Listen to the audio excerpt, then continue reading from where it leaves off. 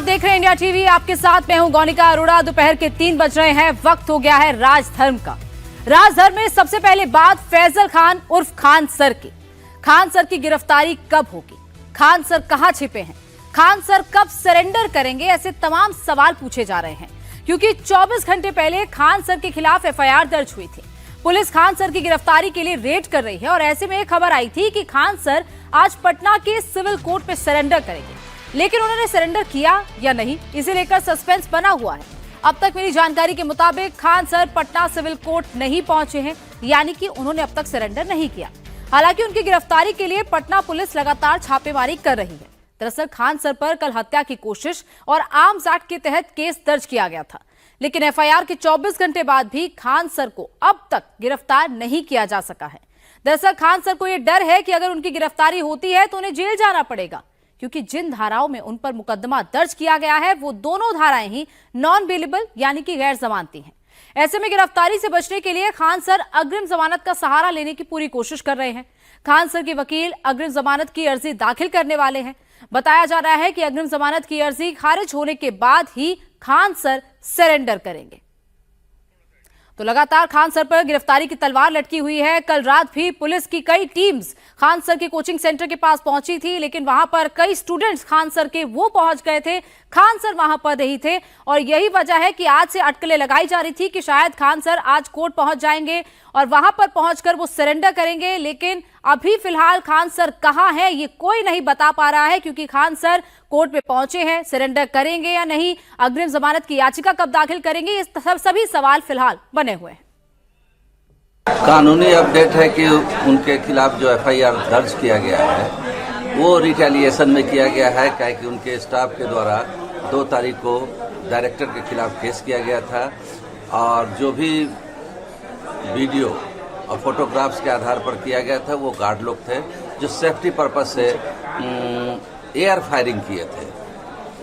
किसी को कोई इंजरी भी नहीं है, लेकिन थाना में जो एफआईआर किया गया है उसमें इनका नाम डिस्क्लोजर स्टेटमेंट में इंसर्ट कर दिया गया है। फंसाने की साजिश है, इनको बदनाम करने के लिए इस तरह का एफआईआर करवाया गया है। निश्चित एंटीसिपेटरी बेल ही फाइल करेंगे। इस तरह का ग्राउंड है, उसमें कोई इन पर आरोप है ही नहीं। तो खान सर के वकील भले ये दलील दे रहे हों कि खान सर को फंसाया जा रहा है, लेकिन सच ये है कि खान सर झूठ बोलकर खुद फंस गए। खान सर ने 2 जून को फायरिंग के बाद कहा था कि 8 से 10 राउंड फायरिंग हुई, उन्होंने खुद देखी और बाहरी हमलावरों ने ये फायरिंग की। लेकिन जब पुलिस ने जांच की और जो सीसीटीवी वीडियो सामने आया है उसी से खान सर फंस गए। 2 कोचिंग के झगड़े में अब तक 5 लोगों की गिरफ्तारियां हो चुकी हैं, जिनमें खान सर के दोनों बॉडीगार्ड्स भी शामिल हैं जिन्होंने फायरिंग की थी, और दोनों बॉडीगार्ड्स ने फायरिंग की बात कबूल भी ली है। दोनों ने पुलिस को यह बयान दिया है कि खान सर के आदेश पर ही उन्होंने गोलियां चलाई हैं। बॉडीगार्ड ने पुलिस को बताया कि खान सर उर्फ फैजल खान ने कहा कि देख क्या रहे हो, भीड़ पर तुरंत फायर करो, जो होगा मैं समझ लूंगा। तो ये एफआईआर में जो बयान दोनों गार्ड्स की पुलिस ने दर्ज किए हैं वो बयान ये कहते हैं कि खान सर ने ये कहा है कि बॉडीगार्ड्स को कि वो फायर करें, वो खुद समझ लेंगे कि आखिर ये जो पूरी फायरिंग के बाद जो भी नतीजा निकलेगा वो खान सर खुद देख लेंगे। तो ये एफआईआर में भी कई ऐसे एलिगेशंस उन पर लगे हैं कि खान सर के कहने पर ही बॉडीगार्ड्स ने गोलियां चलाई और बॉडीगार्ड्स ने भी अपने बयान में ये बात कबूली है। और यही वजह है कि खान सर पर गैर इरादतन हत्या का ये केस दर्ज किया, आर्म्स एक्ट के तहत ये केस दर्ज किया गया है और आर्म्स एक्ट में नॉन बेलेबल ये पूरा मामला है। और यही वजह है कि खान सर को गिरफ्तारी का डर है, गिरफ्तारी के बाद उन्हें बेल मिलेगी नहीं। यही वजह है कि खान सर फिलहाल पुलिस के सामने नहीं आ रहे हैं, कोर्ट के सामने नहीं आ रहे हैं और सिर्फ अग्रिम जमानत की कोशिश फिलहाल उनके वकील की तरफ से की जा रही है। तो हैरानी की बात यह है कि खान सर खुद एक टीचर है, वो छात्रों को पढ़ाते हैं, उसके लिए ऑनलाइन ऑफलाइन क्लासेस लेते हैं, लेकिन इस तरीके की वीडियो जब जारी होती है जिसमें वो खुद छात्रों को बुलाकर सबूत अपनी दे रहे हैं, अपनी बेगुनाही का सबूत दे रहे हैं, ये बेहद ही हैरान करने वाली बात है। गोलीकांड में खान सर और फैजल खान बुरी तरह फंस गए। गैर जमानती धाराओं में केस दर्ज किया गया है, लेकिन सवाल यह है कि अगर खान सर के खिलाफ सभी आरोप सही साबित होते हैं और अगर खान सर को कोर्ट दोषी करार देती है तो उन्हें कितने साल की सजा होगी। तो आइए आपको इसके बारे में भी समझा देते हैं। खान सर के खिलाफ 2 अलग अलग तरह की धाराएं लगाई गई हैं। उन पर हत्या की कोशिश का आरोप लगा है, यानी कि बीएनएस की धारा 109 उन पर लगाई गई है, और दूसरा आर्म्स एक्ट के तहत केस दर्ज किया गया है। उन पर आर्म्स एक्ट की जो धाराएं लगाई गई हैं उनमें 25, 9, 27 और 35 लगाई गई हैं। दोनों ही ये गैर जमानती धाराएं हैं। बीएनएस की धारा 109 के तहत 10 साल तक की जेल उन्हें हो सकती है और इसमें जुर्माने का भी प्रावधान है। खास बात यह है कि इसमें अग्रिम जमानत भी नहीं मिल सकती, जबकि आर्म्स एक्ट में 3 साल जेल और जुर्माने का प्रावधान है और यह भी गैर जमानती है, यानी कि उनकी गिरफ्तारी तो तय है। और नीतीश चंद्रा हमारे सहयोगी हमारे साथ लाइव जुड़ गए इस खबर पर। नीतीश, कहां है खान सर? बार बार ये कहा जा रहा था कि वो कोर्ट पहुंच गए हैं, उसके बाद ये कहा गया उनके वकील की तरफ से कि वो सरेंडर नहीं करेंगे, वो अग्रिम जमानत की याचिका लगाएंगे। इस वक्त क्या अपडेट है? देखिए, खान सर के बारे में कोई जानकारी नहीं मिल पा रही है। हालांकि कल से ही पुलिस उनको ढूंढ रही है, उनके अलग अलग ठिकानों पर, कोचिंग सेंटर पर पुलिस जा रही है, लेकिन वो कहीं नज़र नहीं आ रहे हैं। कल क्लासरूम में जरूर उन्होंने बात की थी छात्रों से और इस पूरे प्रकरण पर अपनी बात रखी थी, लेकिन उसके बाद से अब वो सामने नहीं आ रहे हैं। कोई जानकारी उनके बारे में नहीं मिल पा रही है और अब ये जानकारी मिली है कि वो एंटीसिपेटरी बेल फाइल करेंगे, क्योंकि जो सेक्शन लगाया गया है, जो धाराएं लगाई गई हैं, वो गैर जमानती हैं, नॉन बेलेबल सेक्शन हैं। और ऐसी स्थिति में जब वो सरेंडर करते तो हर हाल में उनको जेल जाना पड़ता, क्योंकि बेल नहीं मिलना था। ऐसी स्थिति में एंटीसिपेटरी बेल ही उनके पास एक विकल्प है। तो जाहिर है उनके वकीलों ने कहा है कि वो बेल फाइल कर रहे हैं और यदि उनको बेल मिल जाती है तब तो राहत मिलेगी, लेकिन यदि बेल नहीं मिलती है तो ऐसी स्थिति में एक बार फिर वो जाहिर है कानून के शिकंजे में होंगे और फिर आगे जो कानूनी प्रक्रिया है उसका सामना करना पड़ेगा, क्योंकि इस मामले में जो धाराएं हैं, जो आरोप हैं, वो बेहद गंभीर हैं और उसमें उनको 3 से 7 साल तक की सजा हो सकती है। तो अब देखना यह है कि खान सर क्या सामने आते हैं, क्या पुलिस उनको ढूंढ पाती है या नहीं पाती है। ये तमाम ऐसे सवाल हैं जिनका जवाब मिलेगा। देखिए, खान सर भाग क्यों रहे हैं? क्योंकि बार बार वो अपने वकील के थ्रू या फिर जो छात्रों के साथ उन्होंने एक वीडियो जो उनका सामने आया है, वो ये कह रहे हैं अपनी बेगुनाही सारी बता रहे हैं। तो भाग क्यों रहे हैं? अगर कुछ किया नहीं है तो भागने की जरूरत क्या? जी हाँ, बिल्कुल यही सवाल है कि आखिर यदि आपको लगता है सब कुछ सही है और इससे पहले आप हर विषय पर अपनी बात रखते रहे हैं और जो भी उन पे आरोप हैं, यदि उनको लगता है वो गलत नहीं है तो उनको सामने आकर अपनी बात रखनी चाहिए। और चूंकि जाहिर है एक लोकप्रिय चेहरा है खान सर, काफ़ी संख्या में उनसे छात्र जुड़े हुए हैं, तो उनको सामने आना चाहिए। लेकिन जाहिर है कानूनी पेचीदगियों की जानकारी उनको भी है। उनके वकीलों ने उनको सलाह दी है कि इस मामले में पुलिस उनको तुरंत गिरफ्तार कर सकती है और यदि वो कोर्ट में सरेंडर करने जाएंगे तो हर हाल में उनको जेल जाना पड़ेगा, क्योंकि इस मामले में उनको बेल नहीं मिलेगी तुरंत। तो ऐसी स्थिति में उनके पास जो कानूनी विकल्प बच रहे हैं शायद उसको वो आजमाना चाह रहे हैं। लेकिन अभी सबसे बड़ा सवाल आखिर यही है कि जिस मामले की शुरुआत जिस तरीके से हुई थी, जिस तरह से इस मामले में 2 कोचिंग संस्थान के बीच जो गार्ड का झगड़ा था वो किस तरह से बड़ा बन गया और उसके बाद जो बातें शुरू में खान सर की तरफ से कही गई, धीरे धीरे तस्वीर बदलती गई। नीतीश, सवाल ये भी उठते हैं कि खान सर कहाँ है, सवाल ये भी है कि वो भाग क्यों रहे हैं और सवाल ये भी है कि जो उन्होंने बयान दिए वो अपने बयान से बार बार पलट क्यों गए। नीतीश, आप बने रहिए हमारे साथ। वहीं पटना में जो 2 कोचिंग के बीच में विवाद हुआ उसकी वजह आपको बताते हैं। इसके पीछे दरअसल वर्चस्व की लड़ाई है। किसान स्टोरेज के मालिक की क्या भूमिका है, आपको इस पूरे रिपोर्ट में दिखाते हैं। पटना के मुसल्लापुर में खान ग्लोबल कोचिंग, ज्ञानबिंदु कोचिंग, ये सारे कोचिंग जिस कैंपस में हैं उसका नाम है किसान कोल्ड स्टोरेज। दरअसल यहाँ बहुत पहले एक कोल्ड स्टोरेज हुआ करता था और आज भी एक छोटे से हिस्से में यहाँ पर किसान कोल्ड स्टोरेज का एक दफ्तर है। और इसी कैंपस में चूंकि बाद में धीरे धीरे कोचिंग संस्थान आ गए, इसलिए इसे किसान कोल्ड स्टोरेज कैंपस कहा जाता है। Doctor RV. प्रसाद इस कैंपस के मालिक हैं। पहले बहुत छोटे छोटे कोचिंग यहाँ हुआ करते थे, लेकिन जब कोविड आया उसके बाद खान सर लोकप्रिय हुए, धीरे धीरे उनका कद बढ़ा। जो छोटे छोटे कोचिंग थे उनको उन्होंने एक तरह से उनकी जगह ले ली और मकान मालिक से इस पूरे कैंपस में एक बड़ा हिस्सा ले लिया। और अभी इस पूरे कैंपस में खान सर के करीब 20 से अधिक हॉल हैं और बहुत बड़े पैमाने पर यहाँ पर अलग अलग प्रतियोगिता परीक्षाओं की तैयारी की जाती है। जबकि पहले छोटे छोटे कोचिंग संस्थान थे, लेकिन धीरे धीरे उनका अस्तित्व मिटता गया और एक बड़े हिस्से पर खान सर ने एक तरह से यहाँ पर अपना कब्जा कर लिया। अब ज्ञान बिंदु कोचिंग से भी उनकी जो लड़ाई चल रही है उसके पीछे भी वजह यही बताई जा रही है कि खान सर ये चाहते हैं कि ज्ञान बिंदु कोचिंग यहाँ ना रहे और यही कारण है कि मकान मालिक के साथ मिलकर जो भी विवाद सामने आ रहा है उसकी बात कही जा रही है। ज्ञान बिंदु की तरफ से इस तरह के आरोप लगाए जा रहे हैं और इस पूरे हिस्से में अभी सिर्फ 5 कोचिंग संस्थान हैं, जबकि पहले इनकी संख्या बहुत ज़्यादा थी। और अभी जो कोचिंग संस्थान है उनमें Ankush mathematics, Kautilya GS, Savitri computer, Khan global studies और ज्ञान बिंदु जीएस, ये कोचिंग संस्थान इस पूरे कैंपस में हैं। लेकिन जो सबसे बड़ा हिस्सा है वो है खान ग्लोबल स्टडीज़ का, और यहाँ पर UPSC, BPSC, railway, SSC, NEET, अलग अलग जो परीक्षाएं हैं उन सब की तैयारी की जाती है। इसलिए मुसल्लापुर इलाके में, जो कि कोचिंग संस्थानों के लिए जाना जाता है, ये कैंपस सबसे ज़्यादा जाने जाने वाला इलाका है। और यहाँ किराया भी काफ़ी बहुत अधिक है। बड़े बड़े हॉल हैं, एक साथ करीब 2 से 2,500 हज़ार छात्र एक हॉल में पढ़ते हैं। तो एक बहुत बड़ी छात्रों की संख्या है जो यहाँ पर पढ़ने आती है। और ये कोचिंग कैंपस के ठीक सामने की सड़क जो मुसल्लापुर कहलाती है, और यहाँ भी सड़क किनारे दोनों तरफ लॉज की भरमार है जहाँ छात्र रहते हैं। और सड़कों पर भी यदि आप देखेंगे तो आपको इसी तरह के पोस्टर, बैनर, होर्डिंग, ये चीज़ें नज़र आएंगी। ज्ञान बिंदु कोचिंग संस्थान भी जीएस के क्षेत्र में एक जाना पहचाना नाम है। खान सर के सामने यदि कोई सबसे बड़ा कहें कि प्रतिद्वंदी है तो वो चूँकि ज्ञान बिंदु कोचिंग संस्थान है, इसलिए ये विवाद उनके बीच पहले से चला रहा है। अभी हाल में कुछ घटनाओं को लेकर इसमें और इजाफा हुआ और दोनों का विवाद खुलकर सामने आ गया। और इसी मामले में अब ज्ञान बिंदु के जो डायरेक्टर हैं रोशन आनंद, वो अभी जेल में हैं। और दूसरी तरफ खान सर पर भी एफआईआर दर्ज हो गई है। अब पुलिस उनकी गिरफ्तारी के लिए भी दबिश दे रही है। तो ये पूरा इलाका दरअसल छात्रों से भरा हुआ है।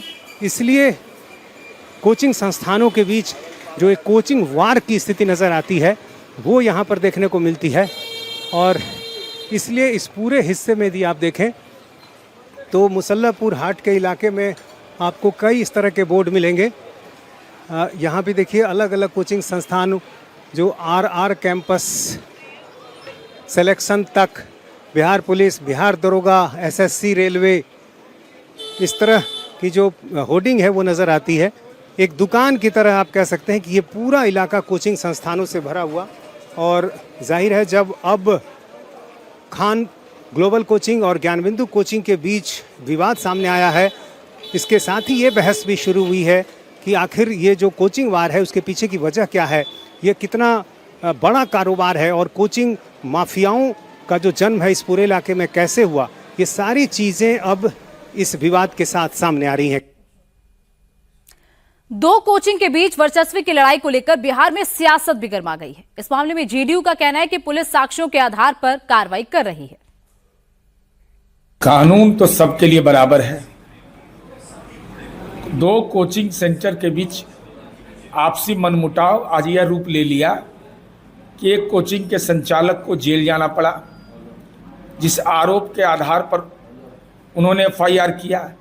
जब पुलिस ने हमारी जांच की, चूंकि बगैर राजनीतिक हस्तक्षेप के जांच होता है, तो पता चला कि सिक्योरिटी वाला ही गोली चलाया है, उसने कबूल भी कर लिया। तो कानून का हाथ लंबा होता है और वो जबड़े तक जाता है।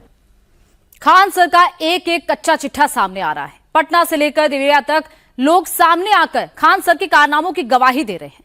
खान सर का पैतृक गांव यूपी के देवरिया में है। खान सर के पैतृक गांव के लोगों ने बताया कि खान सर का नाता शुरू से ही विवादों में रहा है। खान सर के चाचा इमरान ने कहा कि खान सर बच्चों की जिंदगी से खिलवाड़ कर रहा है और खान सर ने ही फायरिंग करवाई होगी ताकि लोगों के बीच चर्चा में रहें। उस रिश्ते में मैं चाचा लगता हूं। हम लोग को परेशान करने के लिए ये हमारी मकान है, झूठ मूठ का कि सड़क के रूप उसमें एप्लीकेशन देके कि सड़क पे इन लोगों ने कब्जा कर रखा है। वो बहुत गंदे प्रवृत्ति का आदमी, वो अपने सामने किसी को देखना नहीं चाहता है। बहुत महत्वाकांक्षी नटवर लाल जैसे वो आदमी, इतना पैसे और रुपए का गुरूर और घमंड है कि अब अपने सामने किसी को देखना नहीं चाहता है। ये सब अपने आप को भगवान समझ लिया है। और मासूम छात्र जो उसके क्लासेस करते हैं यूट्यूब पर या कोचिंग में क्लासेस करते हैं, उसके इस साजिश को समझ नहीं पाते हैं।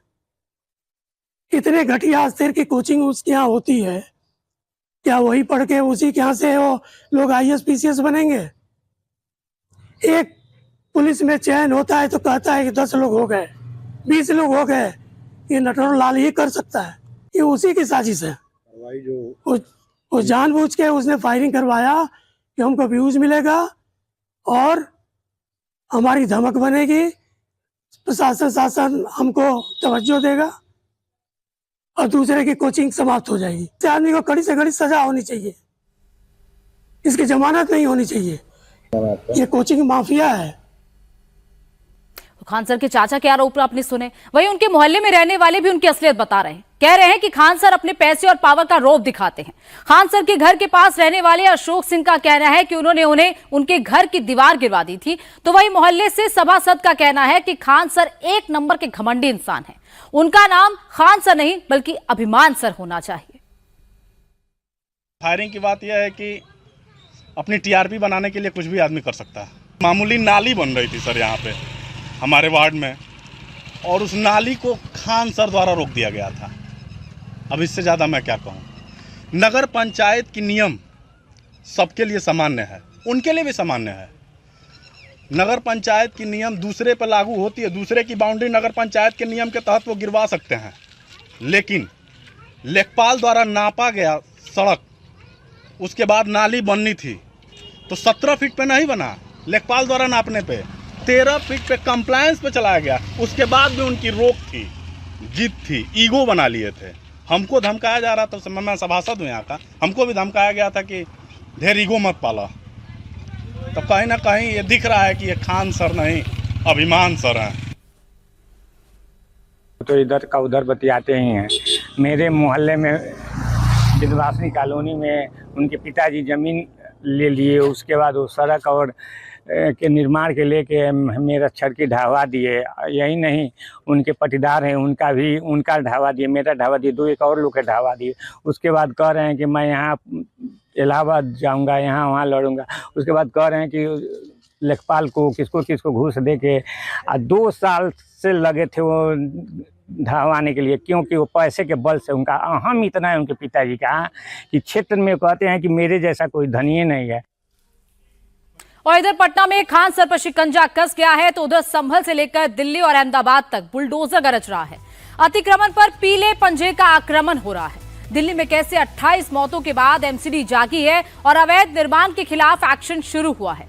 अहमदाबाद में आसाराम के आश्रम पर क्यों बुलडोजर एक्शन का खतरा मंडराया, सब आपको बताएंगे। लेकिन पहले इस वक्त बड़ी खबर जो यूपी के संभल से आ रही है।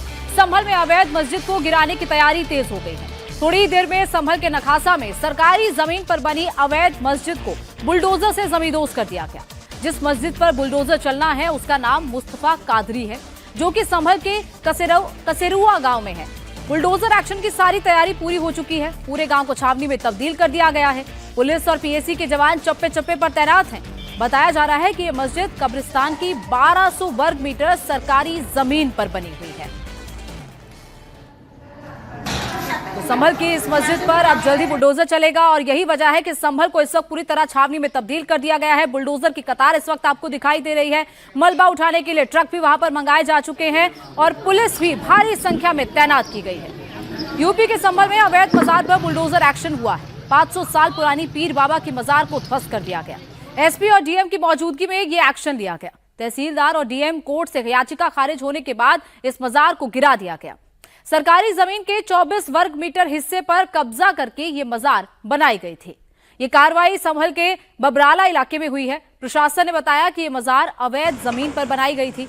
बुलडोजर एक्शन के दौरान DM और SSP दोनों मौजूद थे और पहले तहसीलदार कोर्ट ने इसे गिराने का आदेश दिया था। फिर DM कोर्ट से भी याचिका खारिज हो गई और तब जाकर कल यानी कि शुक्रवार को ये कार्रवाई संभल में की गई थी। उधर गाजियाबाद में भी अवैध मस्जिद और मदरसों पर ताबड़तोड़ एक्शन हो रहा है। बड़ी खबर है कि गाजियाबाद प्रशासन ने इंदिरापुरम इलाके में एक मदरसे को सील कर दिया है। इस मदरसे का नाम जामिया खुलफाए राशिदीन है। आरोप है कि यहां सुरक्षा मानकों का पालन नहीं किया जा रहा था। इसके साथ ही अल्पसंख्यक विभाग की जो गाइडलाइंस है उसका भी उल्लंघन किया जा रहा था। प्रशासन ने आज मदरसे पर सीलिंग का नोटिस लगा दिया है। मदरसे को मुनादी करके सील कर दिया है और आने वाले दिनों में इस पर ठोस कार्रवाई भी हो सकती है। तो गाजियाबाद के इंदिरापुरम में भी अब इस मदरसे पर कार्रवाई हो सकती है, क्योंकि इसे अवैध बताया गया है और इसके साथ साथ वहां पर मुनादी की गई। बाकायदा पुलिस और प्रशासन के लोग वहां पर पहुंचे और बाकायदा उस मदरसे के बाहर नोटिस चिपकाया गया और इसे सील करने का आदेश दिया। ट्रस्ट वाला तो तुम हमारे कार्यालय में भी दियो, हमको मान्यता दिखाओ, बाहर दिखाओ, ये साहब वाला राजस्व वो दिखाओ, ये दिखाओ तुम हॉस्टल कहीं से एनओसी लियो हॉस्टल लगाने के लिए। कहाँ से बच्चे रखते हो? नावनी नामक क्षेत्र में राशिदीन मदरसे को आज हम लोगों के द्वारा सीज किया गया है। ये सुरक्षा मानकों का अनुपालन नहीं किया जा रहा था इनके द्वारा, साथ ही साथ अल्पसंख्यक विभाग के जो मानक थे उनका भी अनुपालन नहीं हो रहा था। इस मदरसे का पंजीकरण भी अल्पसंख्यक विभाग के अंतर्गत नहीं था। इन्हीं आधारों पर रिपोर्ट के आधार पर इसको सीज किया गया है। इसमें पुलिस के द्वारा अग्रिम कार्रवाई करते हुए इसमें FIR का पंजीकरण भी किया जा रहा है और जो लोग दोषी हैं उनके विरुद्ध सख्त कार्रवाई की जाएगी। कुछ लोगों को, बच्चों को उनके घर भेजा जा चुका है, साथ ही साथ कुछ लोगों को अन्य जगह विस्थापित किया गया है और इसमें अभी जांच जारी है। जो भी सुरक्षा मानकों का उल्लंघन हुआ है उसके आधार पर हम लोग कार्रवाई कर रहे हैं। अवैध निर्माण के खिलाफ से यूपी में ही नहीं बल्कि अहमदाबाद में भी एक्शन हो रहा है। आज अहमदाबाद में आसाराम के आश्रम के पास पीला पंजा कर रचा है। साबरमती नदी किनारे मोटेरा गांव के तालाब की जमीन पर अवैध अतिक्रमण हटाया जा रहा है। अवैध तरीके से बने घर और दुकानों को जमींदोज किया जा रहा है। AMC के अधिकारी भारी पुलिस फोर्स के साथ पहुंचे। ACP की अगुवाई में मोटेरा आश्रम के पास बुलडोजर एक्शन चल रहा है। सरदार पटेल स्पोर्ट्स कॉम्प्लेक्स के लिए जमीन को खाली कराया जा रहा है।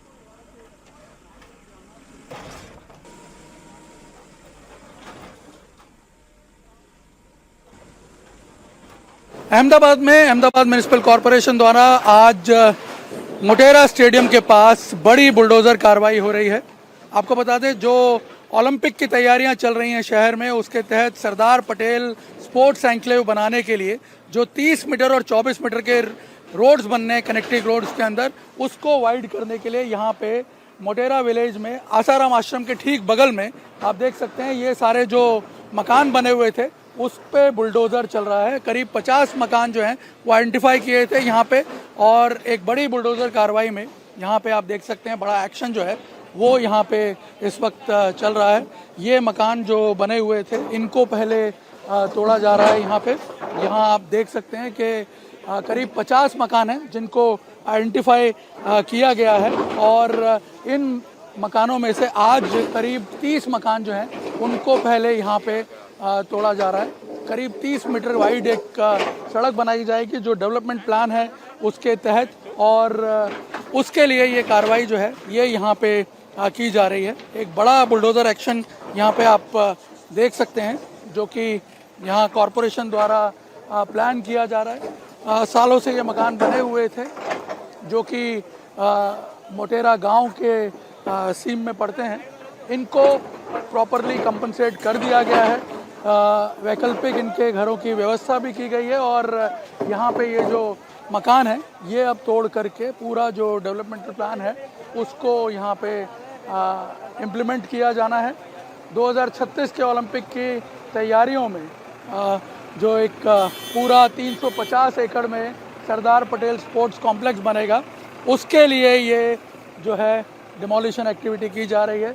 यहाँ पे जो लोग हैं हालांकि उन्होंने पहले ये विरोध जरूर किया था कि उन्हें नियत समय नहीं दिया गया, लेकिन वो अदालतों में भी गए लेकिन उनका केस जो है वो खारिज कर दिया गया और उसके बाद यहाँ पे आप देख सकते हैं ये बड़ी बुलडोज़र एक्टिविटी जो है ये यहाँ पे प्लान की गई है। पूरा का पूरा रास्ता यहाँ पे देख सकते हैं। कुछ मकान जो हैं वो लोगों ने पहले खुद ही तोड़ दिए और उसके बाद अब करीब 50 मकान और हैं जिसके बाद कोटेश्वर तक ये रास्ता जो है इसे वाइड कर दिया जाएगा। लोगों का विरोध इस बात को था कि उन्हें इनफ समय नहीं मिला है, लेकिन यहाँ पे बताया ये गया है कि उन्हें पूरा कंपनसेशन दिया गया है और इसमें काफ़ी सारी जगह जो है वो इलीगली भी ऑक्यूपाइड थी, उसे अब पूरा का पूरा जो है खाली करवाया जा रहा है। और आपको बता दें यहाँ पे ये पूरा का पूरा जो एरिया है ये जो मंदिर बना हुआ है ये भी डिमोलिश किया जाएगा और यहीं बगल में आसाराम आश्रम बना हुआ है जो कि बड़े पैमाने पर अवैध रूप से कब्जा करके जो ज़मीन है उस पर बना हुआ था। उसका हालांकि केस जो है अभी यहाँ पे सुप्रीम कोर्ट में चल रहा है। गुजरात हाई कोर्ट ने कॉरपोरेशन को निर्देश दे दिए हैं कि वो इस ज़मीन पर अपना जो है कब्ज़ा ले सकता है। आश्रम की तरफ से काफ़ी सारी दलीलें पेश की गई अदालतों में, लेकिन उस पर कोई उसे राहत नहीं मिली है। यहाँ पे देखिए एक छोटी सी जगह दी गई थी आज से करीब 50 साल पहले, और उसके बाद पूरे इलाके पर आसाराम ट्रस्ट द्वारा जो है इलीगली कब्जा कर लिया गया था। यहाँ पे जो ये आसाराम आश्रम बना हुआ है, अब कुछ समय में सुप्रीम कोर्ट में जब जो है इस हियरिंग पूरी हो जाएगी, उसके बाद सुप्रीम कोर्ट के फैसले के बाद इस पर भी जो है नियत कानूनी कार्रवाई की जाने की संभावना है। एसीपी की अगुवाई में ये कार्रवाई चल रही है, लोग विरोध कर रहे हैं, लेकिन अहमदाबाद म्युनिसिपल कॉर्पोरेशन का ये कहना है कि सभी को मुआवजा दिया जा चुका है, अलग से मकान भी दिए गए हैं। आज 37 मकानों को बुलडोजर से हटाया जा रहा है, तो वही 14 मई के बाद इलाके में मौजूद आसाराम के आश्रम पर भी बुलडोजर एक्शन हो सकता है। जो नरेंद्र मोदी स्टेडियम है वहाँ से ये पूरा का पूरा जो इलाका है इसे क्लियर करवाया जा रहा है, क्योंकि 350 एकड़ में ये स्पोर्ट्स कॉम्प्लेक्स बनेगा और आसपास की सारी जो जगहें हैं जहाँ पे विवाद पूरा हो चुका है, क्योंकि बहुत सारे लीगल कॉम्प्लिकेशंस भी थे, लेकिन सरकार ने उसको सही तरीके से अदालतों के रास्ते से सुलझा करके अब यहाँ पर जो है कार्रवाई शुरू कर दी है। स्टेडियम के दूसरी तरफ भी कई जो घर हैं उनको तोड़ करके और बाकायदा उन्हें कंपनसेट किया गया है। जो लीगल उनके राइट्स बनते हैं वहाँ पे उनको कंपनसेशन दिए गए हैं, लेकिन यहाँ जब सर्वे किए गए हैं तो उसमें बहुत सारी ज़मीन इलीगली भी ऑक्यूपाइड की हुई थी सालों से। अब सारा का सारा जो है उसे खाली करवाया जा रहा है। यहाँ पे भारी पुलिस बल भी तैनात है और ताकि कानून और व्यवस्था की कोई स्थिति ना बिगड़े। यहाँ आप देख सकते हैं कई वेस्टेड इंटरेस्ट वाले लोग भी हैं जो जानबूझ के माहौल को बिगाड़ना चाहते हैं, लेकिन इस वक्त पुलिस जो है उसने पूरी की पूरी जो सिचुएशन है उसको कंट्रोल में कर रखा है और ये बुलडोज़र एक्शन जो है इसके तहत ये जगह खाली करवाई जाएगी, क्योंकि बहुत जल्दी यहाँ पे जो डेवलपमेंट का काम है उसको शुरू करना है। टारगेट्स जो हैं उनको 2030 से पहले अचीव करना है। एक वर्ल्ड क्लास इवेंट जो प्लान की जा रही है अहमदाबाद में, पहले कॉमनवेल्थ गेम्स हैं, उसके बाद ओलंपिक के लिए बिड करने जा रहा है प्रशासन, और ऐसे में ये बुलडोज़र एक्टिविटी निर्णायक बुलडोज़र एक्टिविटी जिसके तहत इस पूरे एरिया के डेवलपमेंट का प्लान जो है उसे इम्प्लीमेंट करने का प्रोसेस आगे बढ़ रहा है। अहमदाबाद में बुलडोजर एक्शन क्यों हो रहा है, फुल स्पीड से क्यों चल रहा है, और इसकी वजह भी सुनिए। अहमदाबाद 2030 कॉमनवेल्थ गेम्स की मेजबानी करेगा। इसके लिए यहां स्पोर्ट्स कॉम्प्लेक्स और स्पोर्ट्स एन्क्लेव बनाया जा रहा है। तो वहीं 2036 के समर ओलंपिक की भी मेजबानी अहमदाबाद को मिल सकती है। भारत ने इसके लिए अपनी दावेदारी पेश कर दी है। ओलंपिक और कॉमनवेल्थ के लिए बड़े पैमाने पर इंफ्रास्ट्रक्चर का निर्माण किया जाना है। यही वजह है कि अहमदाबाद में मोटेरा में अतिक्रमण को हटाने का काम फुल स्पीड में चल रहा है। जो नरेंद्र मोदी स्टेडियम है वहाँ से ये पूरा का पूरा जो इलाका है इसे क्लियर करवाया जा रहा है, क्योंकि 350 एकड़ में ये स्पोर्ट्स कॉम्प्लेक्स बनेगा और आसपास की सारी जो जगहें हैं जहाँ पे विवाद पूरा हो चुका है, क्योंकि बहुत सारे लीगल कॉम्प्लिकेशंस भी थे, लेकिन सरकार ने उसको सही तरीके से अदालतों के रास्ते से सुलझा करके अब यहाँ पर जो है कार्रवाई शुरू कर दी है। स्टेडियम के दूसरी तरफ भी कई जो घर हैं उनको तोड़ करके और बाकायदा उन्हें कंपनसेट किया गया है। जो लीगल उनके राइट्स बन अहमदाबाद में मोटेरा स्टेडियम के पास, जो मोटेरा से कोटेश्वर की तरफ रोड जाता है आसाराम आश्रम के ठीक बगल से होते हुए, उस पर इस वक्त डिमोलिशन की कार्रवाई चल रही है। जो मास्टर प्लान है सरदार पटेल स्पोर्ट्स एन्क्लेव के लिए उसे इम्प्लीमेंट में लाया जाएगा। पुलिस की भारी तैनाती भी है यहाँ पर। क्या एक्शन लिया जा रहा है, हमारे साथ जोन 2 के डीसीपी भरत राठौड़ साहब हैं। ये बताइए कि ये जो पूरी एक्टिविटी है आज इसका स्कोप क्या है? मोटेरा में मतलब ये पूरी जो कार्यवाही है वो स्पोर्ट्स संकुल जो बना है, जो मास्टर प्लान है, जो 2030 के कॉमनवेल्थ होने वाले हैं, उसके जो डेवलपमेंट का काम है उसमें ये कार्यवाही की जा रही है। ये जो अभी 37 मकान का डिमोलिशन का यहाँ पे ये कार्यवाही चल रही है, जिसमें हमारी 4 पुलिस की टीमें हैं, जिसमें 4 PI, 8 PSI और 125 पुलिस के जवान हैं, और उसका सुपरविज़न जो है वो ACP रैंक के ऑफिसर कर रहे हैं। ये 37 मकान का डिमोलिशन, इससे पहले इन लोगों को नोटिस देना, उनके साथ मीटिंग करना और उनको जो सुविधाएं दी जानी है, कंपनसेशन जो दिए जाने वाला है, वो ऑलरेडी इन सबको मिल चुका है। और आज जो है वो 37 मकान जो है वो गिराने की कार्यवाही चल रही है। और जो आसाराम आश्रम है उसका भी एक विवाद चल रहा है, हाई कोर्ट और सुप्रीम कोर्ट में वो एक विवाद है, जिसका हियरिंग 14 तारीख को है। उसके बाद उसका क्या है वो पता लगेगा, पर कार्रवाई उसके बाद। तो यहाँ पे आप देख सकते हैं कि आसाराम आश्रम पे की जो कार्रवाई है वो 14 तारीख के बाद प्लान हो सकती है, क्योंकि 14 तारीख को सुप्रीम कोर्ट में सुनवाई है और उस सुनवाई में क्या निर्णय आता है उसके बाद आगे का फैसला किया जाएगा। लेकिन आपको बता दें कि क्योंकि ये मास्टर प्लान ऑलरेडी एक्शन में आ चुका है, इसलिए आसपास का तमाम एरिया और जो आसाराम आश्रम की तरफ से भी अवैध कब्जा किया गया है उसे खाली करवाया जाएगा और उसे डिमोलिश किया जाएगा। तो ये तो अहमदाबाद की तस्वीरें आपने देखी। संभल से इस वक्त बहुत बड़ी खबर आ रही है। संभल में अवैध मस्जिद पर बुलडोजर एक्शन हो रहा है। संभल के नखासा में मस्जिद पर बुलडोजर एक्शन अब शुरू हो गया है। सरकारी जमीन पर बनी मस्जिद मुस्तफा कादरी पर यह एक्शन चल रहा है। बुलडोजर एक्शन के दौरान पूरे गांव को इस वक्त छावनी में तब्दील कर दिया गया है। चप्पे चप्पे पर पुलिस और PSC की तैनाती की गई है। संभल हमेशा से हाई सेंसिटिव रहा है, अक्सर यहाँ पर इस तरीके की कार्रवाई देखी गई है और अब एक मस्जिद पर ये बुलडोजर एक्शन हो रहा है। ये मस्जिद सरकारी जमीन पर बनी हुई थी। इस मस्जिद का नाम मुस्तफा कादरी मस्जिद है और इस पर बुलडोजर एक्शन की तैयारी प्रशासन की तरफ से कई दिन से की जा रही थी और अब आज आखिरकार इस मस्जिद पर बुलडोजर चल रहा है। 2 बुलडोजर की मदद से इस पूरे मस्जिद को, इस पूरे ढांचे को ढाया जा रहा है और वहां पर माहौल तनावपूर्ण ना बने, यही वजह है कि इस वक्त चप्पे चप्पे पर पुलिस तैनात की गई है। भारी संख्या में PSC को भी तैनात वहां पर किया गया है ताकि कोई भी अगर इस कार्रवाई के बीच आता है तो पुलिस इस पूरे मामले पर एक्शन ले सके।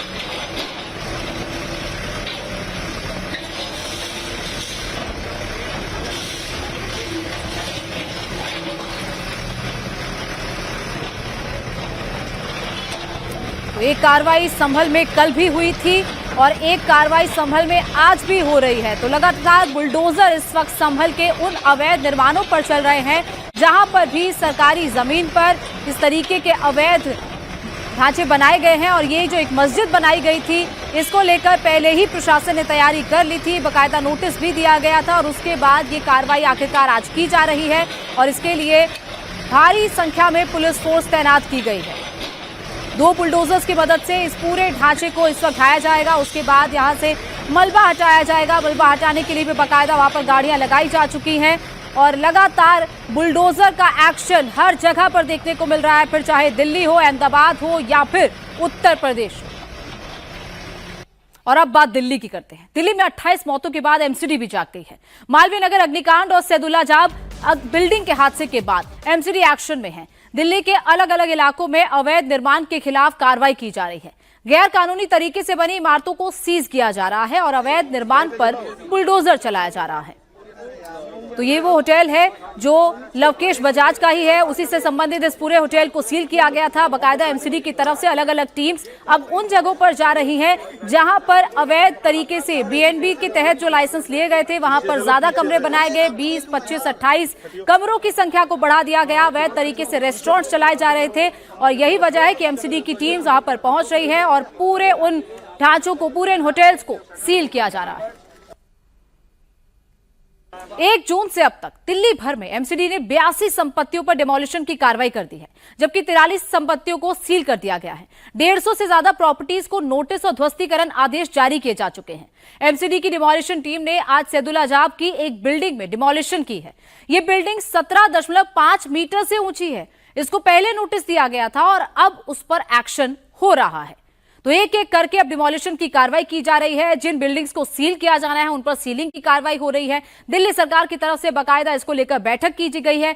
डीएमए का जो एक्ट है उसको लागू किया गया है और यह भी कहा गया था कि जो भी बिल्डिंग्स 4-5 फ्लोर की होती है उनको सील किया जाएगा।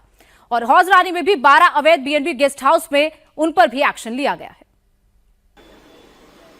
मालवीय नगर अग्निकांड के बाद दिल्ली सरकार ने कहा था कि जो भी अवैध निर्माण है उस पर कार्रवाई की जाएगी और उसकी जो एक तरह से परिभाषा है उसके अंदर में ये होता है कि 17.5 मीटर से ऊंची अगर कोई बिल्डिंग है तो उस पर भी कार्रवाई की जाएगी। और सबसे ज्यादा इफेक्टेड इलाका अगर कहें तो इस वक्त दक्षिणी दिल्ली का सैदुल्ला जाब इलाका है। यहाँ पे कई बिल्डिंग्स को सील किया गया है कल और आज भी कार्रवाई हो रही है। हमारे ठीक पीछे ये बिल्डिंग आप देख सकते हैं, इस पे एमसीडी की जो डेमोलिशन स्क्वाड है उसकी टीम पहुंची है। ये गाड़ी उनकी सामने है, पहले वो दिखाना चाह रहा हूँ। एमसीडी डेमोलिशन स्क्वाड की टीम और इस बिल्डिंग के छत पे वो टीम मौजूद है। बुलडोजर की कार्रवाई नहीं हो रही है, सिर्फ पंचर किया जा रहा है छत को। दिल्ली पुलिस की टीम यहाँ पे बिल्डिंग में मौजूद है और दरअसल हो ये रहा है कि आज से पहले यानी मालवीय नगर में जो अग्निकांड हुआ है उससे पहले अगर जिस किसी भी बिल्डिंग को नोटिस दिया गया था या किसी तरह की कार्रवाई की बात की गई थी उन बिल्डिंग्स पे फिलहाल कार्रवाई की जा रही है और नई टीम के द्वारा सर्वे करवाया जा रहा है दिल्ली के अलग अलग इलाकों में और जहां कहीं भी खामियां पाई जा रही है उनको नोटिस सर्व किया जा रहा है। 15 दिनों का समय दिया जा रहा है और किसी भी तरह की अगर अनियमितता है तो कार्रवाई की जा रही है। उसी के तहत सैदुल्ला जाब के इस घर पे अगर आप देखें तो ग्राउंड के बाद 4 फ्लोर की ये बिल्डिंग है, 4 फ्लोर की और बताया जा रहा है कि 17.5 मीटर से ज्यादा ऊंची होने की वजह से इस पे कार्रवाई की जा रही है और यही एक मानक है। तो इसके आधार पे एमसीडी और दिल्ली सरकार को बहुत कड़ी मशक्कत करनी पड़ेगी। अगर इस लेन में देखें या कि यहाँ पे देखें तो बहुत सारी ऐसी बिल्डिंग मिल जाएगी जो सेम इसी हाइट की है और उसको भी इसी आधार पे कार्रवाई करना पड़ेगा। लेकिन अभी फिलहाल तमाम ऐसी बिल्डिंग्स को सिर्फ नोटिस दिया जाएगा और जिनको पहले से नोटिस दिया गया है उसके ऊपर में कार्रवाई शुरू हो चुकी है। देश में कब्जाधारियों के विरुद्ध एक युद्ध चल रहा है। इस युद्ध में बुलडोजर हथियार बना है तो वहीं पाकिस्तान के खिलाफ भी भारत के वॉर गेम में मेगा चेंज होने वाला है। हिंदुस्तान में पाकिस्तान को ऐसी तस्वीर नजर आई जिसके बाद रावलपिंडी की पूरी युद्ध नीति बदल जाएगी। पिछले 1 साल से पाकिस्तान चीन से मिसाइल हथियार खरीद रहा है, जंग की तैयारी कर रहा है। अगला युद्ध कैसे होगा, किन हथियारों से लड़ा जाएगा, इसका ट्रेलर हिंदुस्तान के प्रधानमंत्री नरेंद्र मोदी ने खुद लॉन्च कर दिया है। अगला युद्ध हिंदुस्तान मेड इन इंडिया हथियारों से लड़ेगा। ये हथियार दुनिया के सबसे घातक हथियार है और इनका जवाब पाकिस्तान के पास भी नहीं है। जिस टैंक को प्रधानमंत्री मोदी देख रहे हैं ये इंडिया का फ्यूचर वॉर विनिंग टैंक है। नाम जोरावर है। जोरावर टैंक के सामने जो पोस्टर लगा है उसमें लिखा है हर काम देश के नाम। जोरावर का काम ऐसा है जिसको पूरा देश सलाम करता है। 45 डिग्री की खड़ी चढ़ाई भी जोरावर को रोक नहीं सकती है।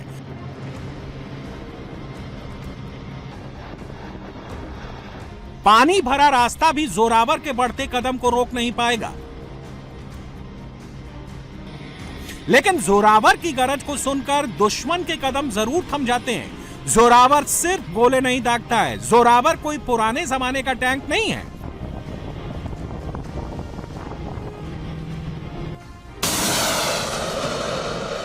बल्कि जोरावर से मिसाइल भी लॉन्च कर सकते हैं। Zorawar anti tank missile fire कर सकता है। जोरावर भारत का पहला टैंक है जिसको माउंटेन वॉर के लिए स्पेशली बनाया गया है। लद्दाख के पहाड़ हो या कश्मीर की ऊंचाई, जोरावर हर जंग के लिए तैयार है।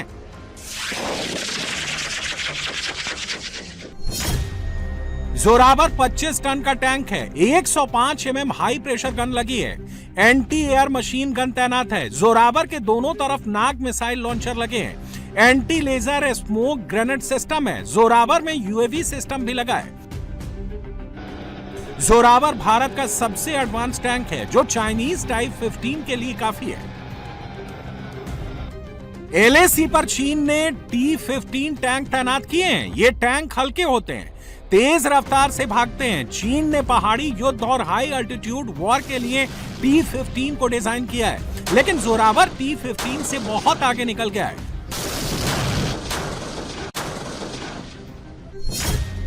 जोरावर का वजन 25 टन है, जबकि T-15 का वजन 33 टन है। जोरावर में सबसे एडवांस वेपन सिस्टम है। T-15 से मिसाइल लॉन्च नहीं हो सकती है।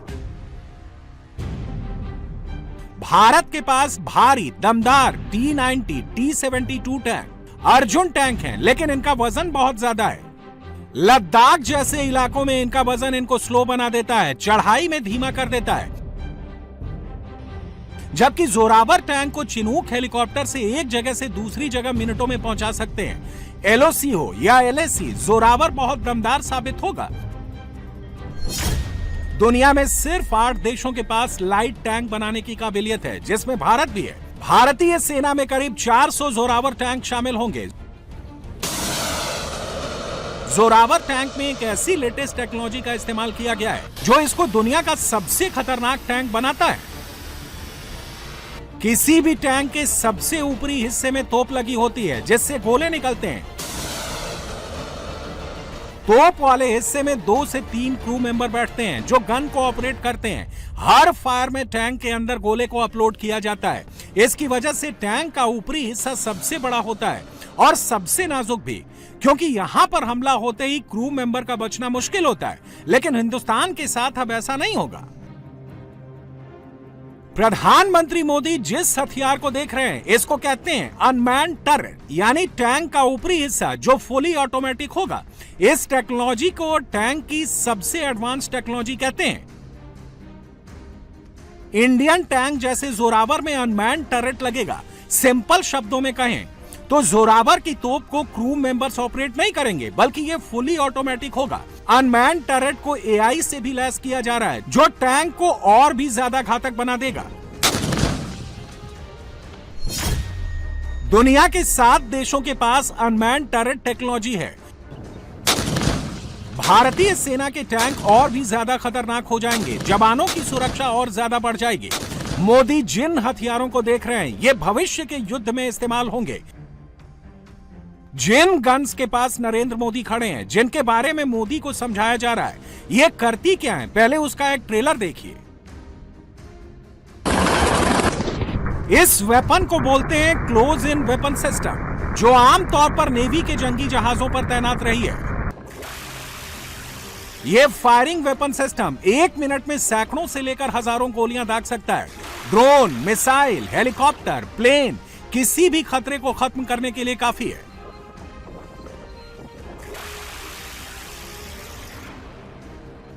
लेकिन जिस गन को प्रधानमंत्री देख रहे हैं, वो ना एयरफोर्स के लिए है, ना नेवी के लिए है। इसका कलर ग्रीन है, यानी ये आर्मी के लिए है। और यहीं से सबसे बड़ी खबर आती है।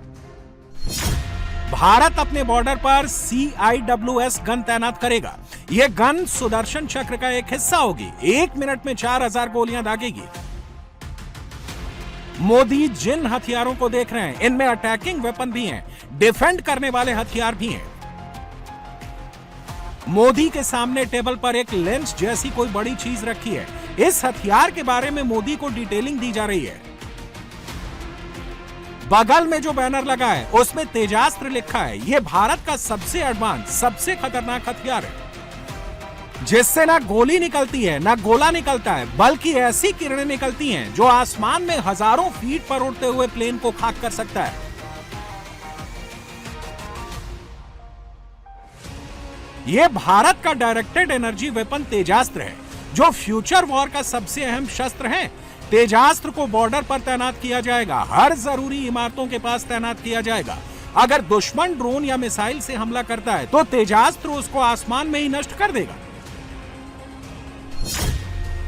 तेजास्त्र जैसी डायरेक्टेड एनर्जी वेपन तकनीक इलेक्ट्रोमैग्नेटिक ऊर्जा पर काम करती है। DRDO ने खुद इसको बनाया है। तेजास्त्र में लगे रेडार 360 डिग्री ट्रैक करते हैं। इसमें लगे इलेक्ट्रो ऑप्टिकल इंफ्रारेड सेंसर आसमान में उड़ती हर चीज को पकड़ सकते हैं। तेजास्त्र की लेजर बीम 3000 किलोमीटर प्रति सेकंड की गति से निकलती है। तेजास्त्र से ना कोई आवाज होती है, ना धुआं निकलता है। ये तकनीक आधुनिक युद्ध में स्वार्म ड्रोन्स को पलक झपकते ही हवा में नष्ट करने के लिए सबसे काम की है। प्रधानमंत्री मोदी जिस हथियार के सामने खड़े हैं, ये है एडवांस टोर्ड आर्टिलरी गन सिस्टम का मोबाइल वर्जन, जिसका रण में उतरना ही युद्ध का नतीजा बदल देता है। जब भारतीय सेना का तोपखाना गरजता है तो युद्ध में कोई और आवाज सुनाई नहीं देती है। जहां ये तोपें खड़ी होती हैं, उसके 50 किलोमीटर आगे तक कोई खड़े होने की हिम्मत नहीं करता है।